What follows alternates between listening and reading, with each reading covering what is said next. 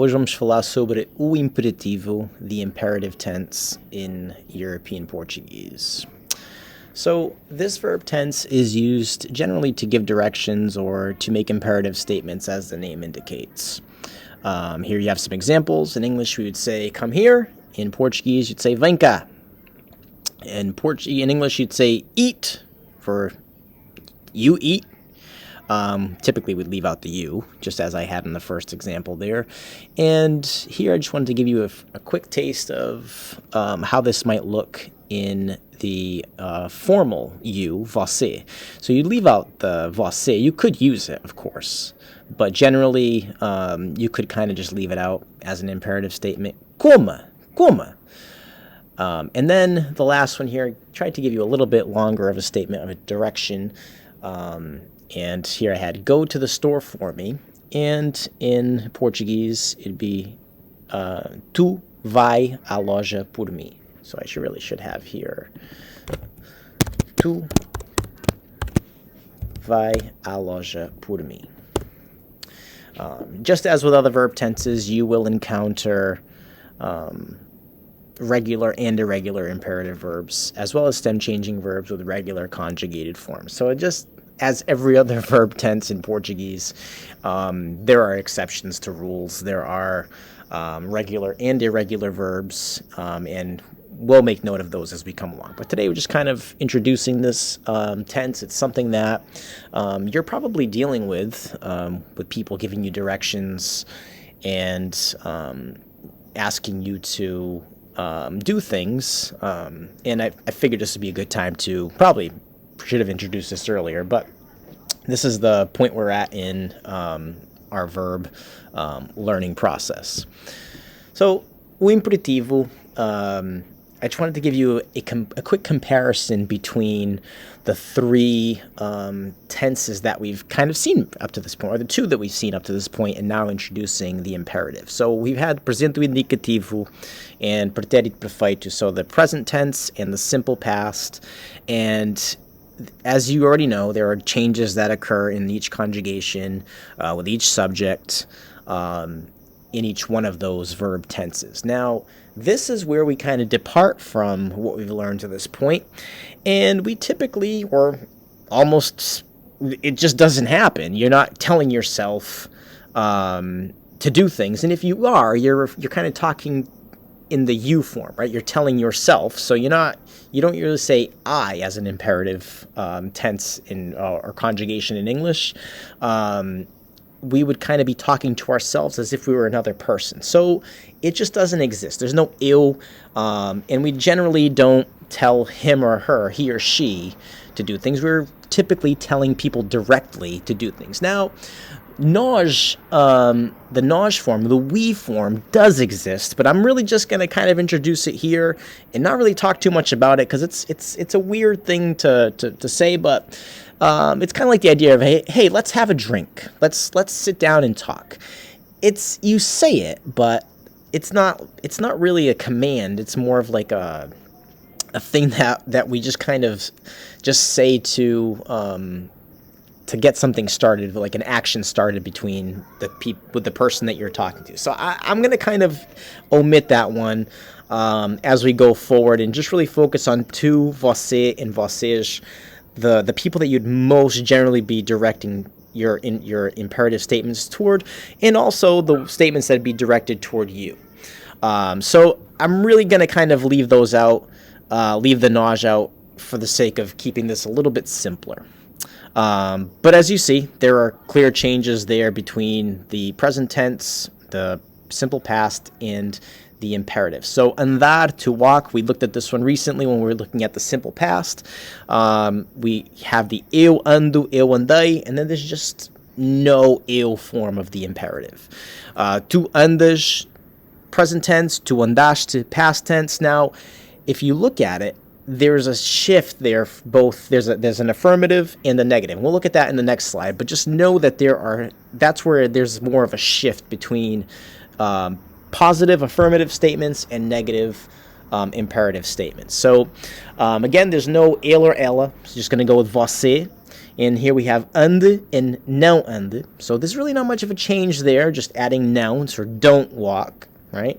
Walk and don't have a change. But you walk, the you informal too, there is a change there. And we'll look at that a little bit closer in a moment. So the nós, again, just for the sake of this slide to let you know that it does exist, it doesn't shift, again, from the affirmative to the negative. And then vocês also doesn't shift, doesn't change from the affirmative to the negative. So the only subject that you really need to focus on there being a shift is in the two. You informal, there is an affirmative conjugation and a negative conjugation. And we'll look at that in a couple of examples in a moment. So here we are. Here we have the affirmative, positive, imperative conjugation of the verb to eat, comer. In the affirmative, tu vi come. So if somebody tells you come, they're telling you to eat. So that's in the you informal. The formal version of that would be come. And then the vocês, so if somebody's speaking to both of you and they're telling you to eat, como. So that's the three that you really need to focus on. So I'm going to leave out the nós for the sake of simplicity and really focus on the ones that I think you're going to hear more often than not. And most likely you're going to hear the você and vocês, whether you're alone or you're together. And then the negative imperative conjugation, again, the only shift that occurs there between the three subjects is in that to form. So the affirmative was come, so you eat, come.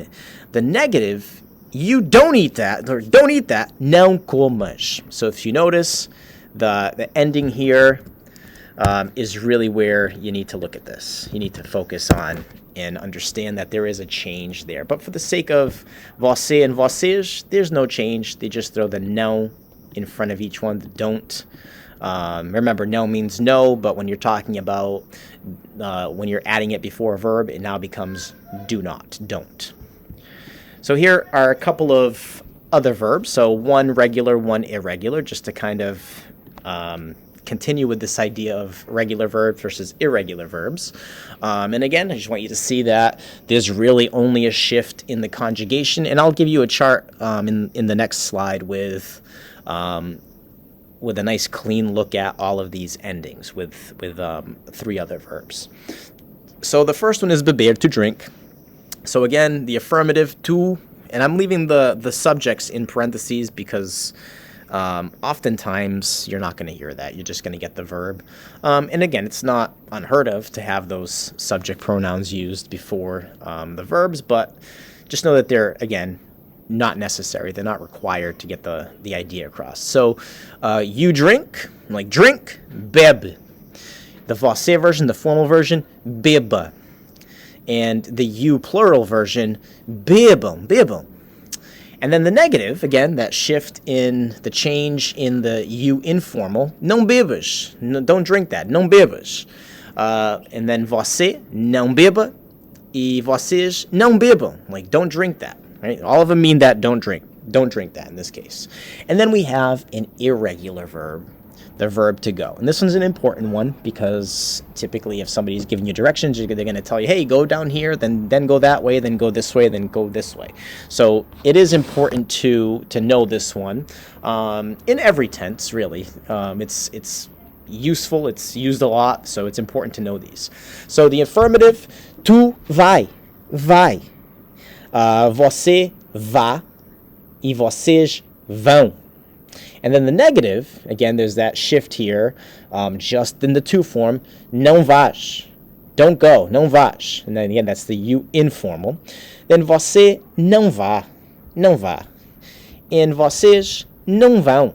And I just want to keep this consistent and really give you this idea that they're imperative statements. They're commands.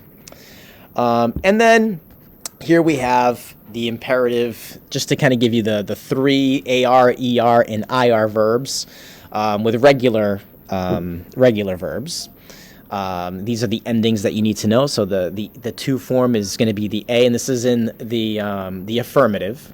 On the next slide, you'll see a second chart, and that'll give you the negative forms. Actually, when I send this to you, I'll make sure to send both an affirmative and a negative. Actually, why don't we add that in here? Because it's really only going to shift here.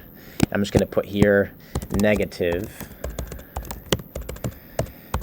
and it would be cantas, não cantas.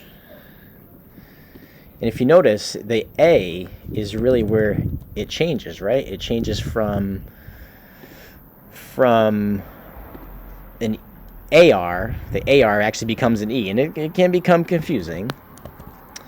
And then we'll just add these all in here. Negative, cant stays the same.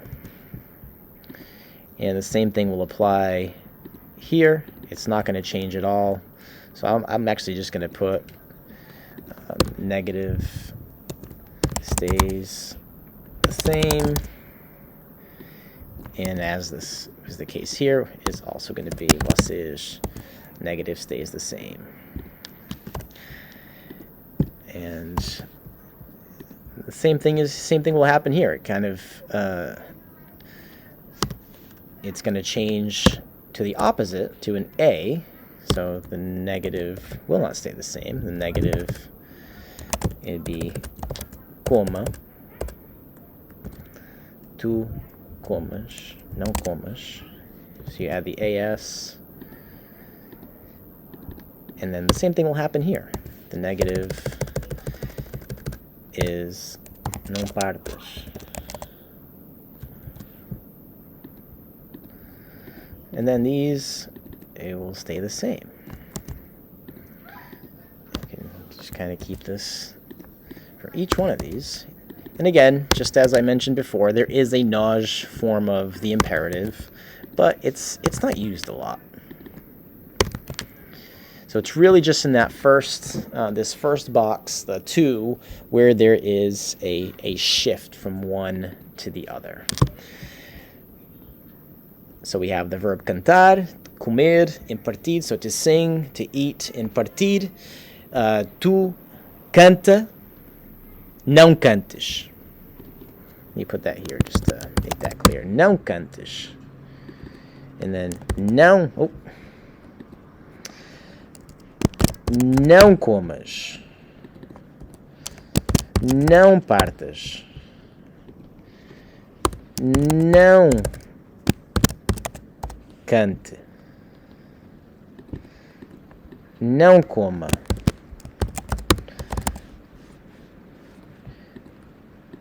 Não comamos. It's kind of an awkward statement. Não comamos.